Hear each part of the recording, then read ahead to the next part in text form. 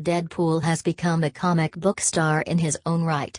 First appearing in New Mutants number 98 in 1991, Deadpool's satirical antics led to a multitude of appearances in Marvel's most popular titles.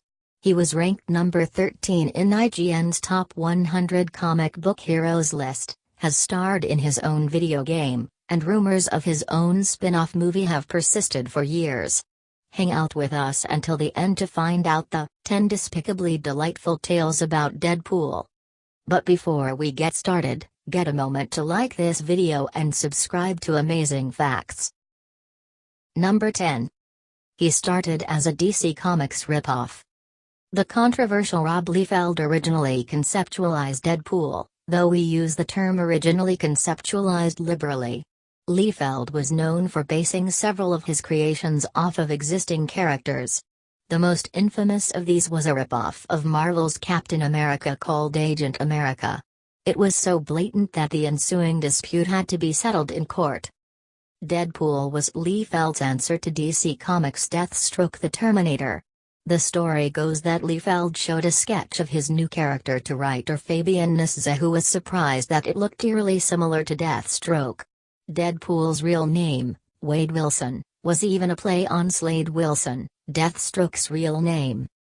Marvel and DC Comics have done a few crossovers in the past, and one of them featured Deadpool. In 2006's Superman, Batman Annual Number 1, Deadpool constantly pestered Deathstroke and other DC characters. His name was never mentioned due to rights issues, and the character would often be interrupted before he could tell everyone who he was. Number 9. Regularly breaking the fourth wall. Since Deadpool is a wisecracking, sarcastic, juvenile assassin whose jokes were only matched by his sadistic nature, his appearances live and die by their humor. He did not start out rapidly spewing one-liners though, as his original appearances focused more on his violent and twisted mentality. Deadpool's iconic breaking the fourth wall gimmick became more prominent when Joe Kelly took the helm in 1997. It was Deadpool's first solo outing in his own series, and Marvel was naturally pessimistic about the idea.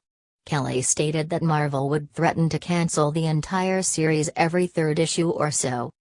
Since there appeared to be no point in planning long convoluted story arcs, Kelly just turned the series into a big satirical romp through the Marvel universe. Deadpool irreverently castigated past Marvel issues such as Amazing Spider-Man number 47, where the time-traveling mercenary poked fun at the cheesy dialogue and actions of characters penned in 1966. Deadpool also regularly reminds readers that he is fully aware of his comic book character nature. One way he does so is by frequently referencing real-world news and pop culture events. He even parodies covers of comics that have nothing to do with him, such as G.I. Joe number 42. Number 8. He killed the entire Marvel universe. Deadpool is one of Marvel's most lethal combatants. His arsenal of weapons includes swords, grenades, handguns, rocket launchers, and even a sheep cannon. Whenever he actually loses a fight, it's most often due to distractions, which our hero has plenty of, most notably talking about himself. In the 4-part series Deadpool Kills the Marvel Universe, our hero finally becomes completely unhinged after an experiment gone awry. He begins indiscriminately assassinating the most famous Marvel heroes, villains, and teams. He blew up the Avengers using Pym particles. He killed off the Fantastic Four using just his sword and martial arts skills. Spider-Man fell victim to a clean headshot. He lured the Punisher into a trap and made the fearless anti-hero break into a cold sweat before offing him as well. As for the Hulk, a decapitated Deadpool self-healed, snuck up on a sleeping Bruce Banner, and ripped him apart the second he woke up. Deadpool even ended up in control of another villain's powers, which he used to force dozens of characters into committing suicide. Perhaps the most vivid of all was his termination of the X-Men. In one scene, Deadpool confronts Wolverine while wearing Beast's skin as a fur coat.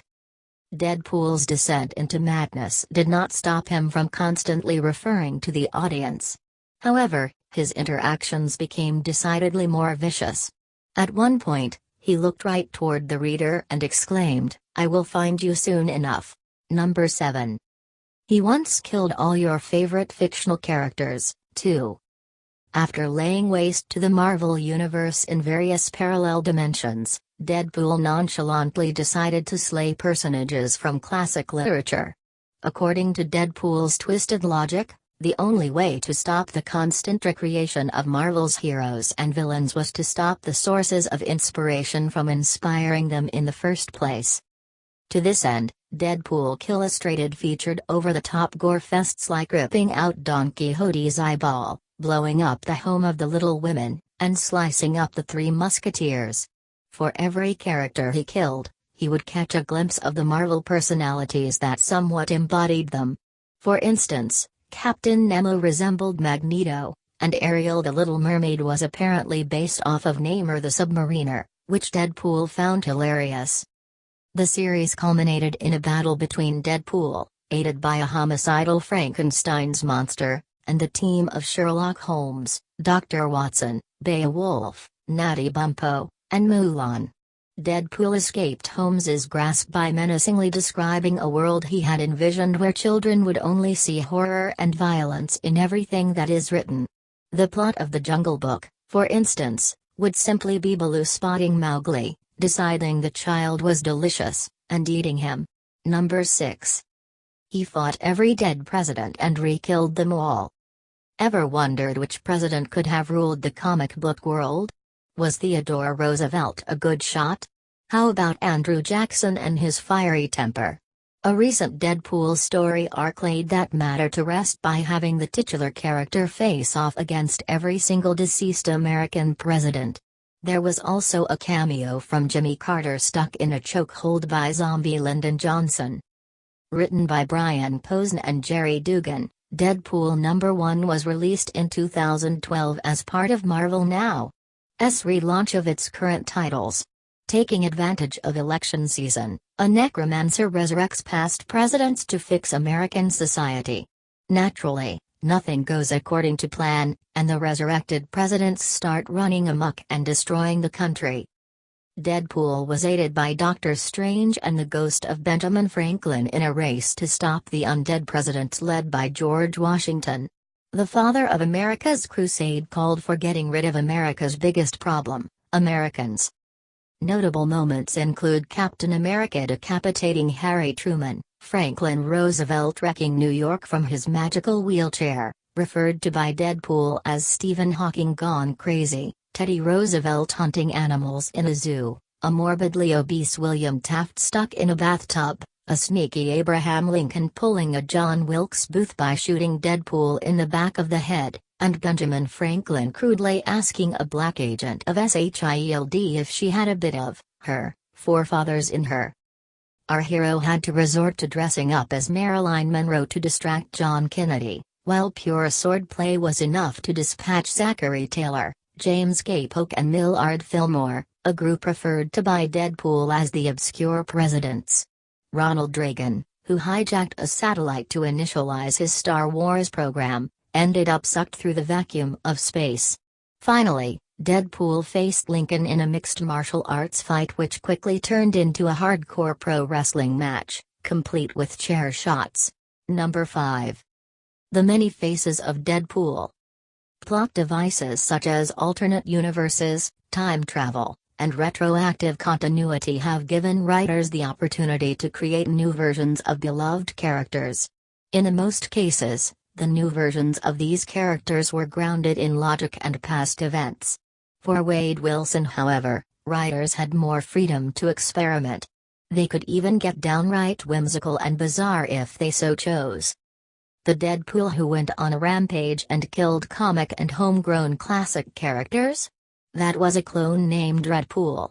There were also a multitude of copies from different dimensions such as Lady Deadpool, whose real name was Wanda Wilson. Others, such as Dogpool, Headpool, and Pantapool tilted the bizarrometer even further. Oh, there was also Wolverine Pool or Poolverin, whose battle cries were all about Canadian beer. Virtually every alternate reality of the Marvel Universe has an entirely different version of Deadpool. Sadly, a team composed entirely of Deadpools was not as well received as its creators hoped it would be. Number 4. His love triangle with Death and Thanos. Deadpool doesn't have great luck with women. This is mostly due to his rude and uncouth manner that borders on harassment. Yet one of the ladies nearest and dearest to his heart was none other than Death. More accurately, she was the personification of Death. Death was known to have granted Deadpool dreamlike fantasies, including a literal dance with Death. Death's fascination with Deadpool led to increased jealousy from none other than Thanos, one of the most fearsome beings in the Marvel Universe and wielder of the Infinity Gauntlet. Thanos launched his own bid to impress Death, which involved him attempting to destroy everything in existence. Thanos' own advances were spurned, and Death became more and more enamored with Deadpool. Thanos could think of only one way to gain vengeance, using his power to make Deadpool virtually immortal. If Thanos cannot have Death, then neither can Wade Wilson. Number 3. His love-hate relationships with just about everybody. Deadpool's thirst for combat and confrontation is rarely satiated. He once sent Kitty Pryde flying with an uppercut just to goad Wolverine into a fight. He was often rejected by the X-Men, once while he wore Marvel Girl's skimpy costume, much to the chagrin of an exasperated Beast. Needless to say, his antics haven't endeared him to Marvel's best-known teams, even though the lovable swordsman was merely looking to make new friends. Wade also has a love-hate relationship with Althea, an elderly woman commonly known as Blind Al. Her age is undetermined, though it has been hinted that she had once dated Steve Rogers during World War II. Deadpool was supposed to kill the old lady but ended up kidnapping her instead. Deadpool alternately sees her as a motherly figure and somebody worthy of placement in the box, a booby-trapped room filled with sharp objects. He has also become fast friends with Weasel, a former classmate of Peter Parker and certified child genius whose life went down the drain after meeting Deadpool. The Merc will sometimes celebrate with Weasel by giving him a wedgie as a sign of friendship. Perhaps Deadpool's greatest ally is none other than Cable. The son of Scott Summers and Madeline Pryor proved to be a gruff foil for the zany Deadpool. Their series ran from 2004 to 2008, with all 50 issues becoming cult classics due to its action, intricate plots, and comedic instances. Marvel ranked Cable and Deadpool as one of the best buddy teams in its history. Number 2. We still don't know much of anything about him. What most readers know about Deadpool is that he was diagnosed with cancer and subjected to the same Weapon X program Wolverine was subjected to. The program heightened his senses, skills, and regenerative abilities. Unfortunately, his cancerous cells developed this healing factor, too. This gave him a hideous appearance, which explains why he wears a mask. This also led him to become deranged and unstable. On a lighter note, Deadpool is also known to be addicted to chimicanus, and he has a peculiar obsession with Bea Arthur of the Golden Girls. Everything else about his past remains shrouded in mystery. One story even cast doubt on Deadpool's established past. He was confronted by a man known as T-Ray, who claimed to be the real Wade Wilson. T-Ray was happily married to a woman named Mercedes until the day they came upon a young man named Jack. Unknown to the couple, Jack was a mercenary on the run after a botched assignment. He hoped to kill Wade and assume his identity. An altercation ensued where Jack accidentally killed Mercedes. He then fled the scene and eventually became Deadpool. Meanwhile, a grieving and livid T-Ray would plot his revenge against Jack. T-Ray would attain immense power, even resurrecting Mercedes, simply to toy with Deadpool's memories. Naturally, Deadpool simply saw the whole thing as an elaborate joke rather than a tragedy. Number 1. Ryan Reynolds hated what the filmmakers did to Deadpool in X-Men Origins, Wolverine.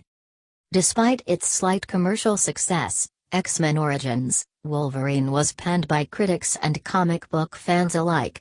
Apart from the terribly predictable story and nonsensical plot twists, The appearance of Deadpool was also mired in controversy. Ryan Reynolds, who played Deadpool in the movie, is a legitimate fan of the character. Reynolds's quips during the first half of the movie delighted audiences and fully showcased the humor behind Wade Wilson. Sadly, toward the end, we saw Deadpool unmasked. This version came complete with adamantium blades reminiscent of Baraka from Mortal Kombat and eye lasers much like Cyclops of the X-Men. While these modifications certainly detracted from the comic book character's skill set, even worse was how filmmakers glued his mouth shut. He was fighting Wolverine and Sabretooth without any retorts, wily comments, or jokes. The Merc with a mouth being verbally neutered was bewildering to longtime fans, including Reynolds. While promoting the film, he had to put on a brave face since it was still in theaters, but his sardonic remarks told the whole story. That, I would say, is Deadpool. Yeah. He went on to call the film's take on the character interesting, which in that case was a clear euphemism for terrible. When asked later on if he would continue to pursue a Deadpool spin-off, Reynolds admitted that Deadpool was not happy within Wolverine, and that the whole thing was a WTF moment. Reynolds added that the character was one rewrite away from jumping across the desk and attacking the studio executive.